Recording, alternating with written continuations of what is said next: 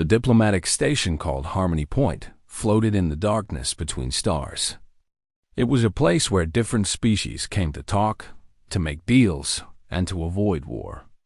Today, it held the most important meeting in human history. Queen Salith of the Valorian Empire had come to discuss peace with humanity.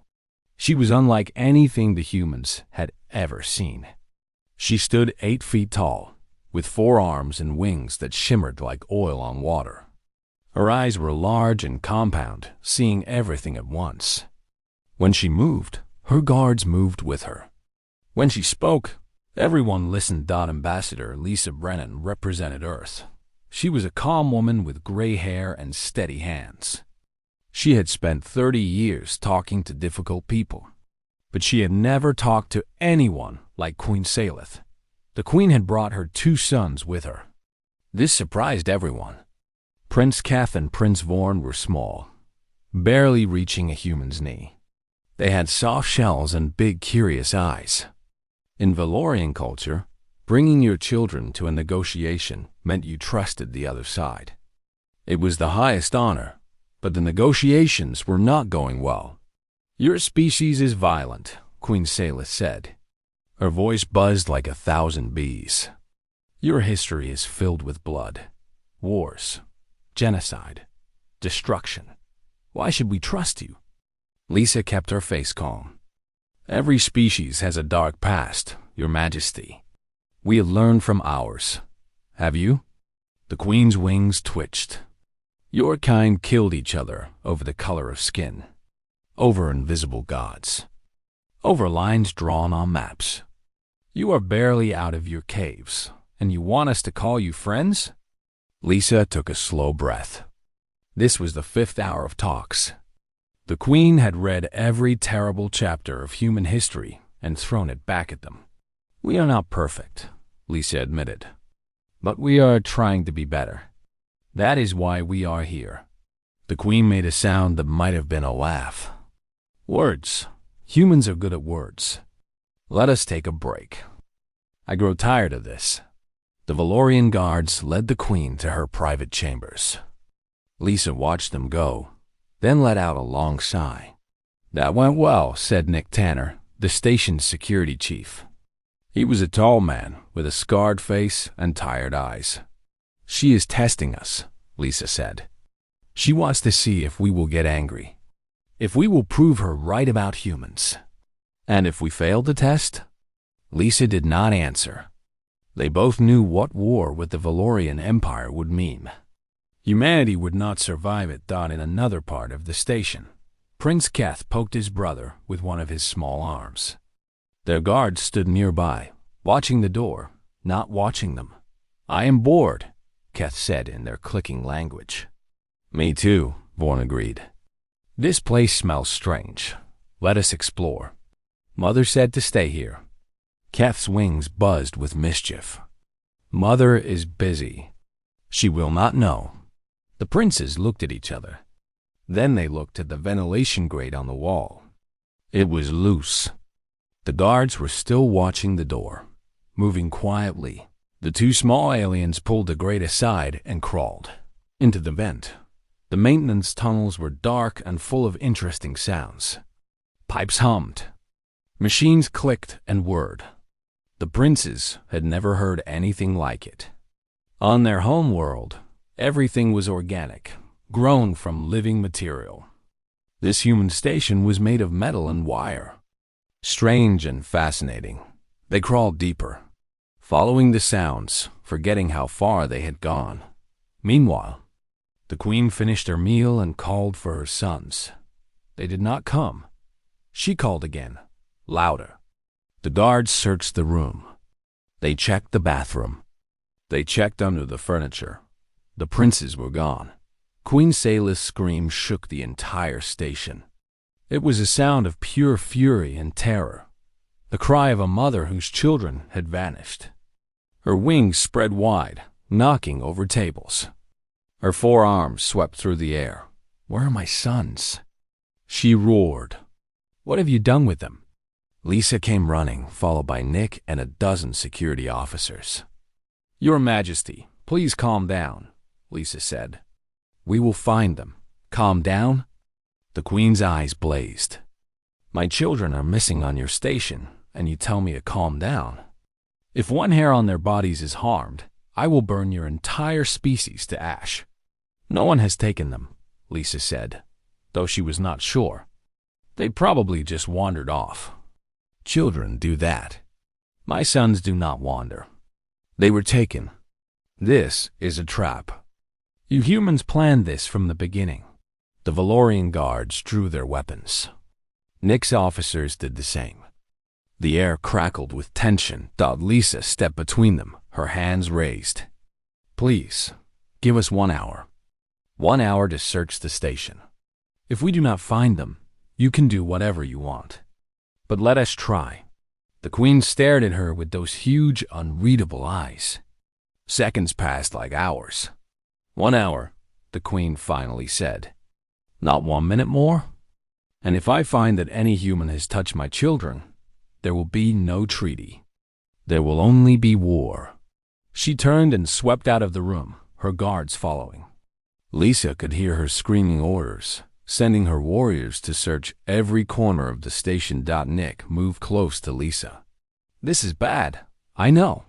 If those kids got hurt somehow, if they fell down a shaft or touched the wrong wire." "I know," Lisa repeated. Her voice was tight. "Find them, Nick. Find them fast." Nick nodded and ran off, shouting into his communicator.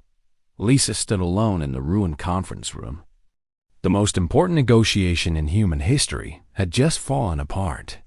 Somewhere on this station, 2 alien children were lost, and humanity had less than 1 hour to find them before everything they had worked for turned to dust. She closed her eyes and said a quiet prayer to whatever God might be. Listening. In the darkness of the maintenance tunnels, Kath and Vorn huddled together. They were lost. They were cold. And they were starting to realize that this adventure was not fun anymore. Somewhere above them, a man named Danny Carter was fixing a broken heating unit, humming softly to himself, unaware that 2 small aliens were crawling toward the sound of his voice. Danny Carter had worked on Harmony Point for 3 years. He fixed things. Pipes, wires, machines, anything that broke. It was quiet work, mostly done alone in the lower decks where nobody else wanted to go. Danny liked it that way. He was not good with people. He got nervous when too many eyes looked at him. But machines were simple. They broke, and you fixed them. No drama. No politics. Tonight, he was repairing a heating unit in Maintenance Base 7. The diplomats upstairs were meeting with some alien queen. Danny did not know the details. He just knew that important people were doing important things, and his job was to make sure the station did not fall apart while they did it. He hummed as he worked. It was an old song his mother used to sing, something about sunshine and rain. The melody helped him focus. His communicator had stopped working an hour ago. He should have gone upstairs to get a new one, but he wanted to finish this repair first. The heating unit served the crew quarters. People were complaining about cold showers. Danny hated leaving a job half done. He heard a sound behind him. A small clicking noise, like pebbles, tapping together. Danny turned around slowly. 2 small creatures stood at the edge of the room. They were no bigger than human toddlers, with soft shells and big, dark eyes. Their little wings pressed flat against their backs. They looked scared. Danny's heart nearly stopped. He recognized them from the security briefing. All staff had been shown pictures of the Valorian royal family. These were the Queen's sons, the actual princes of an alien empire. What were they doing down here? Danny reached for his communicator, then remembered it was broken. He looked at the princes. They were shivering. The maintenance bay was cold, much colder than the rest of the station. These aliens came from a warm world. They must be freezing. He should go upstairs right now. He should find security and tell them where the princes were. That was the smart thing to do. But the 2 small aliens looked so frightened. Their big eyes watched him with fear. If he made any sudden moves, they might run. They might get more lost. They might crawl into something dangerous. Danny made a decision. He would keep them here, keep them safe, and then figure out how to call for help. He sat down slowly on the floor, making himself smaller, less scary. He held out his empty hands to show he meant no harm.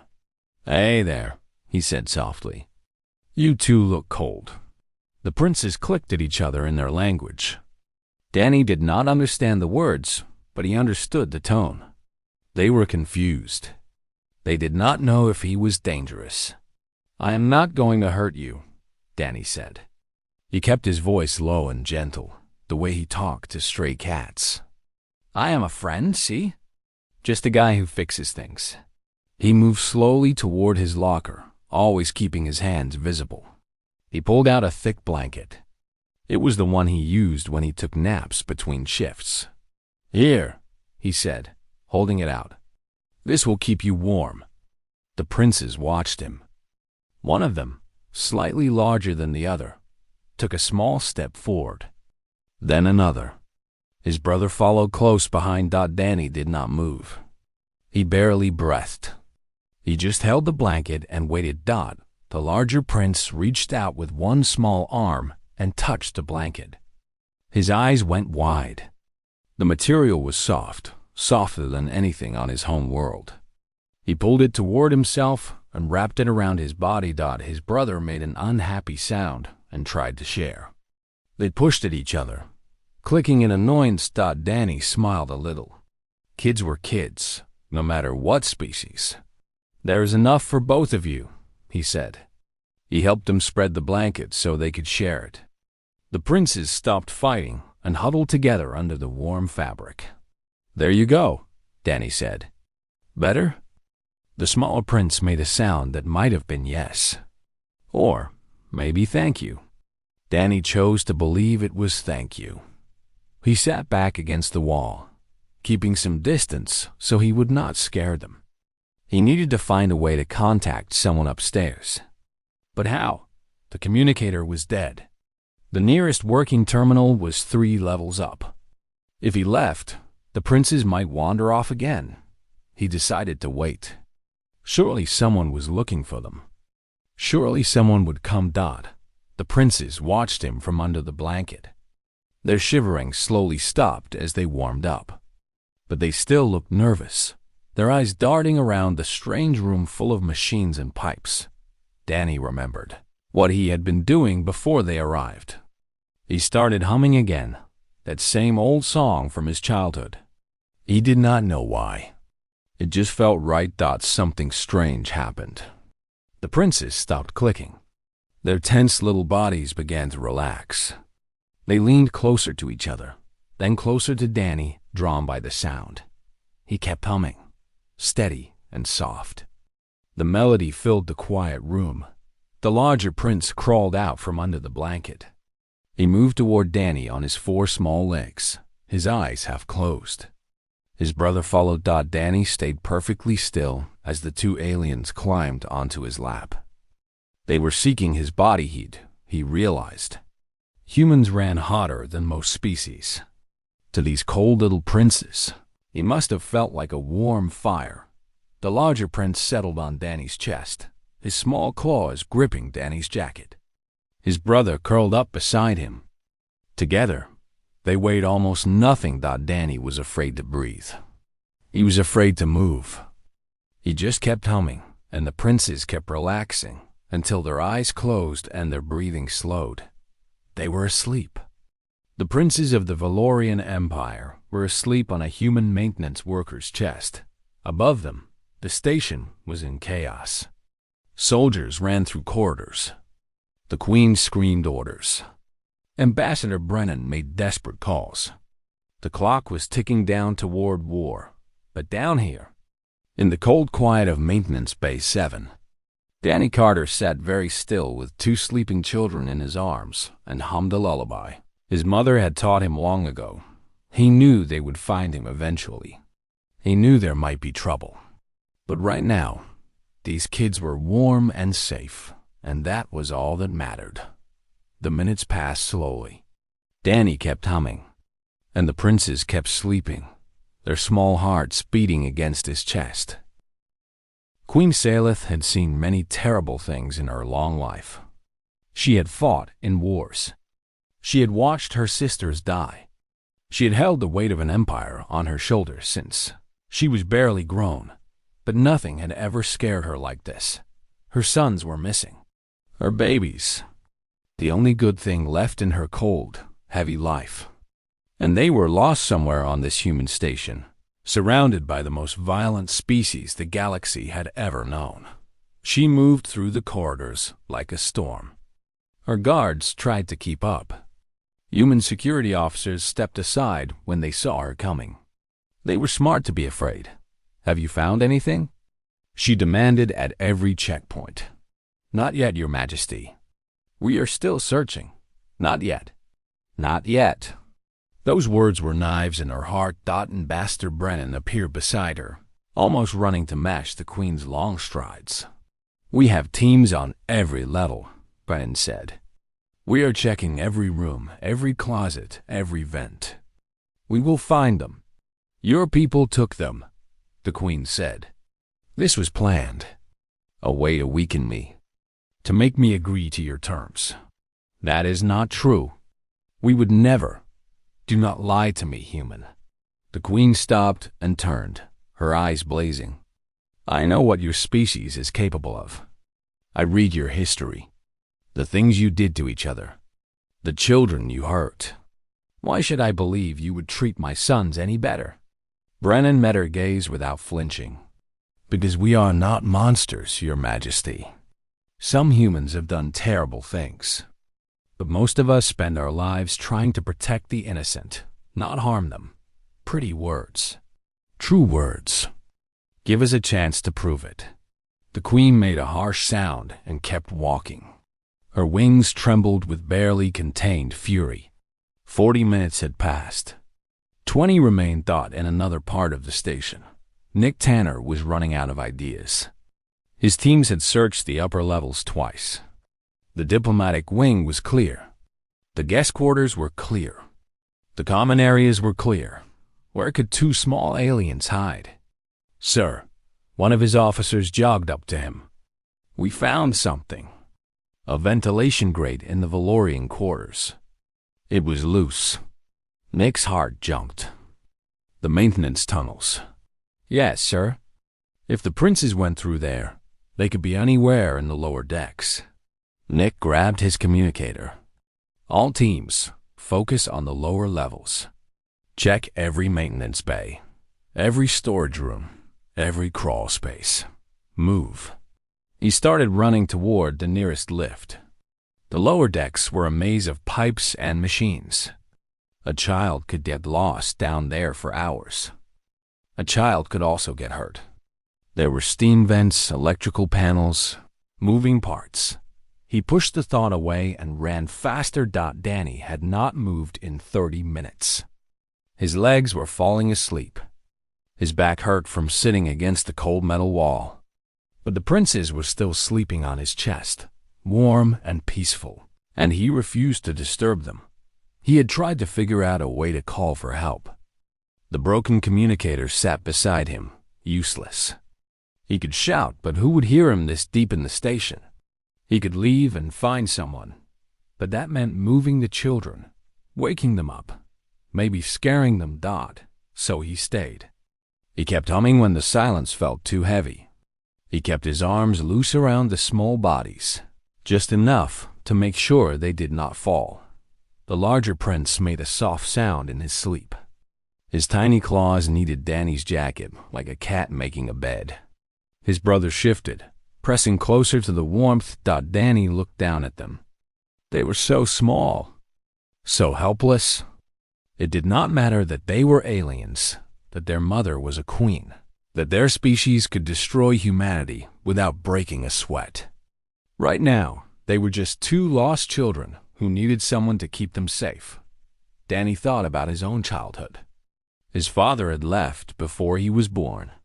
His mother had worked 3 jobs to keep food on the table. Most nights, Danny fell asleep alone, waiting for her to come home. But when she did come home, she would sit beside his bed and hum that old song.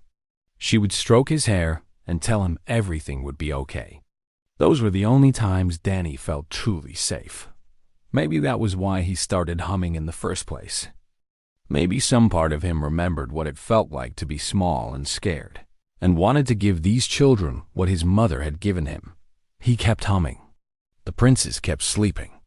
Time crawled by dots somewhere far above. Nick Tanner was descending into the maintenance levels. His flashlight cut through the darkness. His team spread out, checking every room, every corner. Bay 5 clear. Bay 6 clear. Nick moved deeper. The air grew colder. Most of the heating systems down here were old, barely working. That was why maintenance workers were always fixing them. He stopped.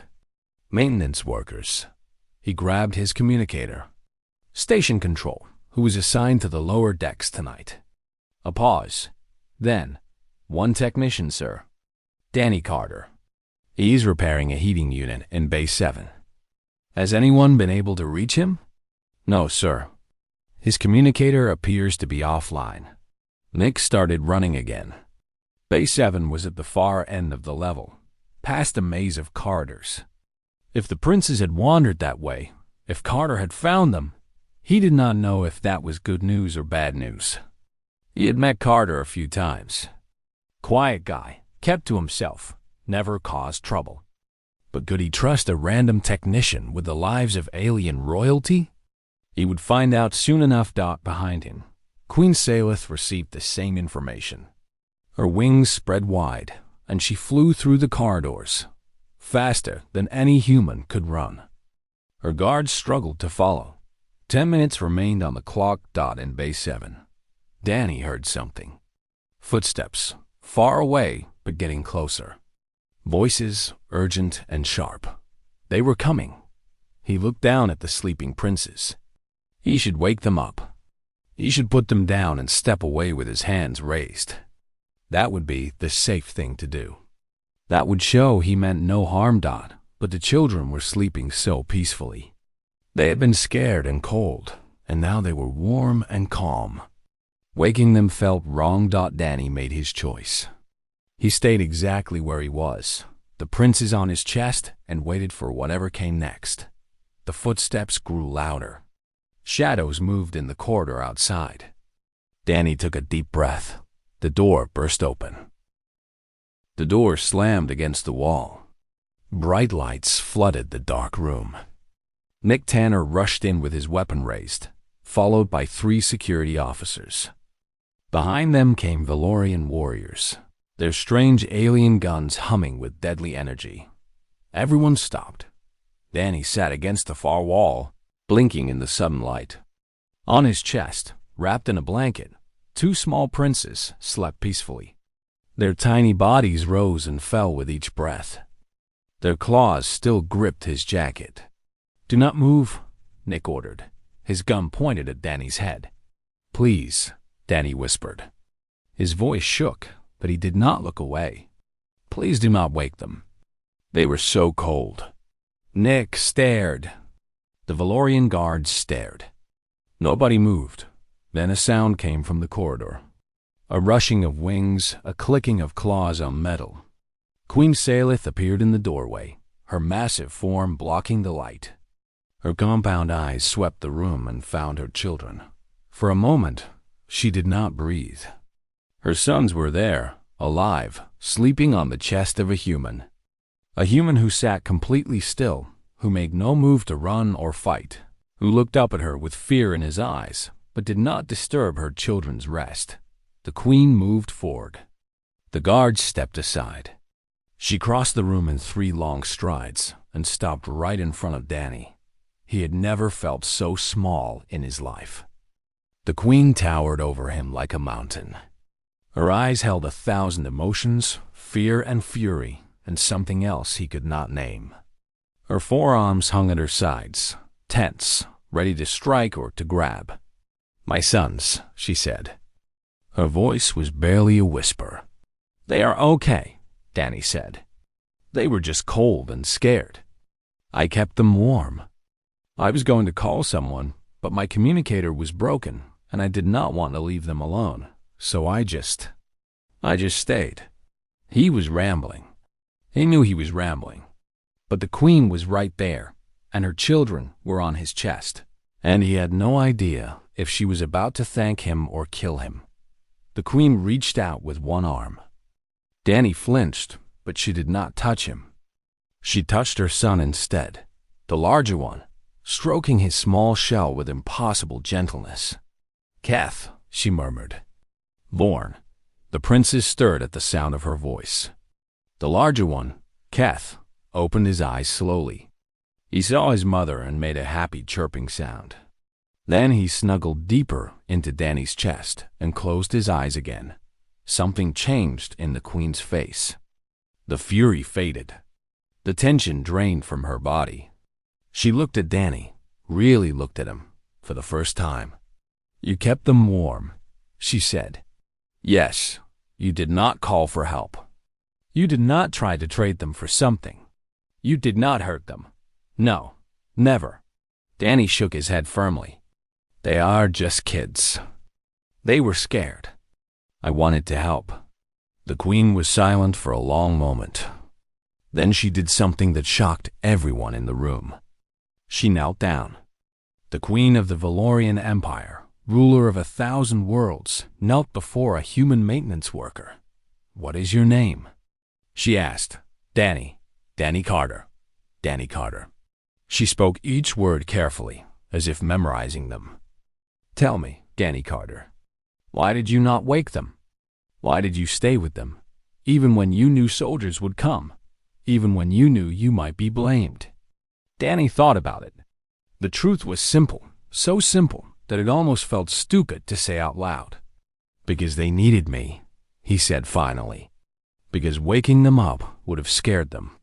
Because keeping them safe was more important than anything else." The queen stared at him. Her compound eyes glistened with something that might have been tears. If her species could cry. "In our culture," she said slowly, "there is a title given to those who protect royal children without asking for reward. It is the highest honor a non-Valorian can receive. It has never been given to an outsider." She reached into a pouch at her side and pulled out a small medallion.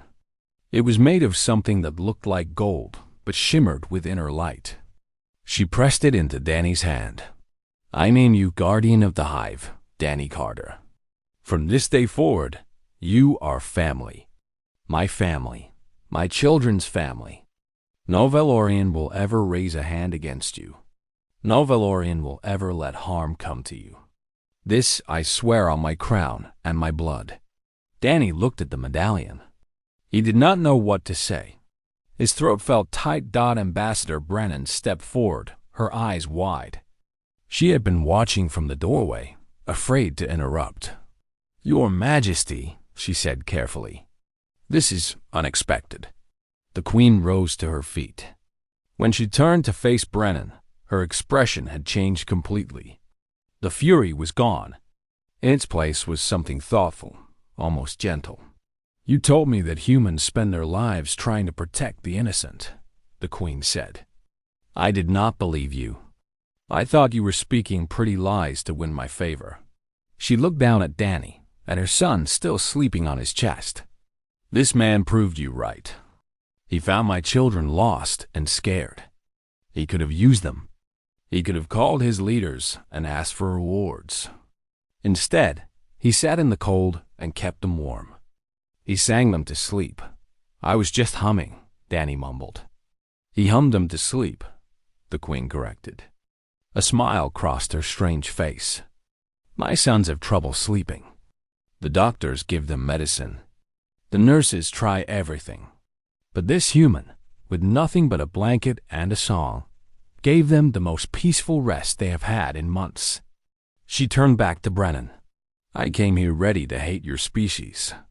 I read your history and saw only blood. But history does not tell the whole story, does it? It does not show the small kindnesses, the quiet courage, The man who sits in the dark and sings to frightened children. Brennan held her breath. Your Majesty? I think, the Queen said slowly, that we have much to discuss. But first, let us move somewhere warmer.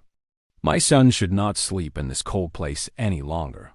She reached down and carefully lifted Keth from Danny's chest. The little prince protested sleepily, his arms reaching back toward Danny. Vorn woke up and did the same, clicking unhappily. Danny smiled despite himself. I think they liked the blanket. They liked you, the Queen said. Children know who is good. They always know. She held her sons close to her chest and walked toward the door. At the threshold, she paused and looked back.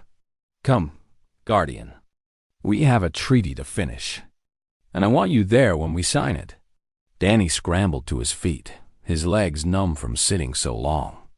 He looked at Nick, who shrugged, just as confused as he was. Then he followed the Queen into the light. The conference room had been cleaned and repaired. New furniture replaced what the Queen had destroyed in her fury. Fresh flowers sat on the table, though nobody knew if Valorians even liked flowers. Ambassador Brennan sat on one side. Queen Salith sat on the other. Between them lay the treaty documents, pages and pages of carefully written words that would decide the future of two species. Danny stood near the wall, feeling completely out of place. He was still wearing his dirty work clothes. He had not showered in 2 days. Everyone else in the room wore formal uniforms or elegant robes, and here he was, a maintenance worker who smelled like machine oil. But the Queen had asked him to be here. So here he was. The princes sat in a special chair beside their mother. They had woken up during the walk upstairs and now watched everything with bright, curious eyes. Every few minutes, one of them would look at Danny and make a happy clicking sound. Let us begin again, the Queen said. Her voice was calm now, almost warm. I believe we were discussing terms of engagement. Brennan nodded. Yes, our original proposal was a basic non-aggression pact. Neither side attacks the other. Simple and safe. Simple and meaningless, the Queen said. A piece of paper that says we will not kill each other. That is not friendship. That is just waiting for a reason to fight. Brennan hesitated. What would you prefer, Your Majesty? The Queen was quiet for a moment. She looked at her sons, then at Danny, then back at Brennan. I would prefer a real alliance, she said. Trade, cultural exchange, shared research. Your people living on our worlds are people living on yours. Not two strangers passing in the dark, but two families joined together. The human delegation exchanged shocked glances. A full alliance with the Valorian Empire? That was beyond anything they had hoped for. The Valorians were ancient and powerful. They had technology humanity could barely understand. An alliance like that would change everything. That is. Very generous, Brennan said carefully. May I ask what changed your mind? The Queen smiled. It was a strange expression on her insect-like face, but somehow it looked right. I spent years studying your species, she said. I read about your wars, your cruelty, your endless capacity for destruction. I thought I knew what humans were. Violent animals pretending to be civilized. She paused. Then my sons got lost, and a human found them. He did not know who they were at first. He did not know he would be rewarded. He just saw two cold, frightened children and decided to help. He sat in the dark for an hour, keeping them warm, because that was the right thing to do. Her eyes found Danny. He felt his face grow hot. That is not something an animal does, the Queen continued. That is something a person does. A good person. And if one human can be that good, surely there must be others. Brennan smiled. There are, Your Majesty. Many others. Then let us build something together. Let us prove that two species can be more than neighbors. Let us be family." She reached across the table and offered her hand. It was a human gesture, something she must have studied. Brennan took it without hesitation. "Family," Brennan agreed. The treaty was signed that day. Not the small, cautious agreement they had planned, but something much bigger. A full alliance between humanity and the Valorian Empire. Shared technology. Shared knowledge. Shared futures. News spread across the galaxy. Other species watched in amazement. The Valorians, who trusted no one, had opened their arms to the young, violent humans. Nobody could quite believe it when reporters asked why. Queen Salith told them the story. A maintenance worker. A blanket. A lullaby. 2 sleeping children. She told it so many times that it became famous. People called it the story of the sleeping princes. Danny became famous too, though he never wanted to be. He received messages from across the galaxy. People wanted to meet the human who had changed history with a song. Scientists wanted to study why his humming had calmed the princes so effectively. Diplomats wanted him to teach classes on building trust with aliens. He said no to almost everything. He just wanted to fix machines and live his quiet life, but he did not say no to the princes. 3 months after the treaty, a Valorian ship arrived at Harmony Point. Out stepped Keth and Vorn, followed by their guards and nurses. They were visiting Danny, the Queen said. They had not stopped talking about him since they got home.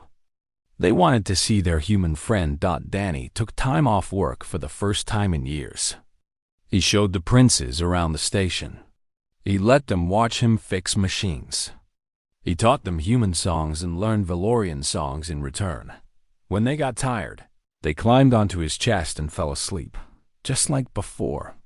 The nurses were amazed. They said the princes never slept so well at home. There was something about Danny, something calm and warm and safe, that made the children feel protected. Danny just shrugged. He did not think he was anything special. He was just a guy who liked to help. The visits became regular. Every few months, the princes would come to see their human guardian. As they grew older, the visit changed. They played games together. They watched movies. They had long conversations about life and the universe. Danny watched them grow from small, curious children into smart, confident young aliens. He was proud of them, prouder than he had ever been of anything. Years later, when Prince Keth took the throne after his mother retired, he invited Danny to the coronation. The old maintenance worker stood in a crowd of kings and emperors, feeling just as out of place as he had felt in that conference room long ago. But when Keth saw him, the new king stopped the entire ceremony. He walked through the crowd, past all the important people, and embraced Danny like a son embracing his father. "I would not be here without you," Keth said quietly. "You taught me that power is not about strength. It is about kindness. It is about protecting those who need protection." Danny smiled, his eyes wet. "You taught yourself that. I just kept you warm." "You did more than that," Keth said. "You showed me what a good person looks like. I have tried to be like you every day since." The coronation continued. Keth became king. The alliance between humans and Valorians grew stronger with each passing year. And somewhere in the back of the crowd, an old maintenance worker hummed a lullaby to himself and thought about how strange life could be. He had never wanted to be a hero. He had never wanted to change history. He had just seen 2 scared children and decided to help. That was all. That was everything. In the end, the galaxy learned something important about humanity. Humans were violent, yes. Their history was bloody. They fought and killed and made terrible mistakes, but they also loved. They loved fiercely and without reason. They loved children who were not their own. They loved strangers they had just met. They loved so hard that it changed everything around them. That was humanity's greatest weapon. Not their ships, not their soldiers, not their stubborn will to survive. Just love. Simple, stubborn, reckless love. And in a cold universe full of darkness, that love was the brightest light of all.